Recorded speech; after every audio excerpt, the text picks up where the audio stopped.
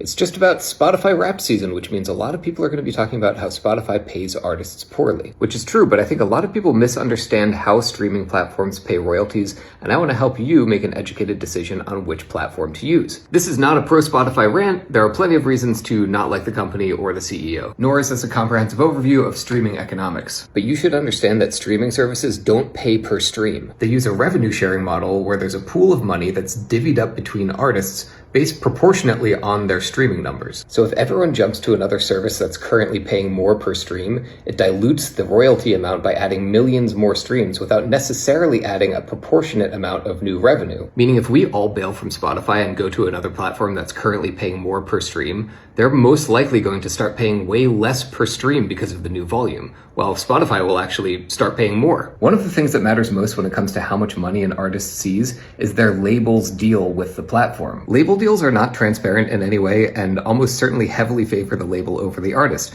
simply because when these deals were being negotiated, the labels had all the power. I should note here that I release ambient music through an indie label and I'm very happy with the deal. Not all label deals are bad. But I have over 50 million plays on Spotify and I'm definitely not supporting myself on music alone. So if you're on a major label and you get a few million plays, you're probably seeing basically nothing, no matter how much Spotify is paying. Another important factor is membership fees. It's absurd to pay $12 a month for all the music in the world. That's less than a CD used to cost in the 90s and less than a satellite radio subscription is now. We should be willing to pay more for our music, and of course the platforms need to be willing to use that extra revenue for higher royalty payouts and not investing in like AI weapons or whatever. There should be no free ad-supported tiers on streaming platforms, and you shouldn't use them. They don't generate enough revenue for a fair payout. Hey, I understand times are tough. You're gonna do what you need to do, but the theme of this video is how to better support artists for those of us who are able to and want to. No judgment on your personal situation whatsoever. So what can we do as music fans to better support artists? First, consider choosing a streaming platform based on higher monthly fees rather than their currently reported per stream payout. This isn't a guarantee, but it should help combat the effects of tons of new users flocking to that service. Second, if you really love an album and you listen to it all the time, consider buying it on iTunes or vinyl in addition to streaming it. And of course, buy t-shirts and concert tickets, although touring revenue for artists is a whole other topic. And yes, you can absolutely send a message with your money. Bailing on a company because their values don't match your own is a totally legitimate choice. Because in the end, money talks, and rich motherfuckers listen to it carefully. Happy streaming!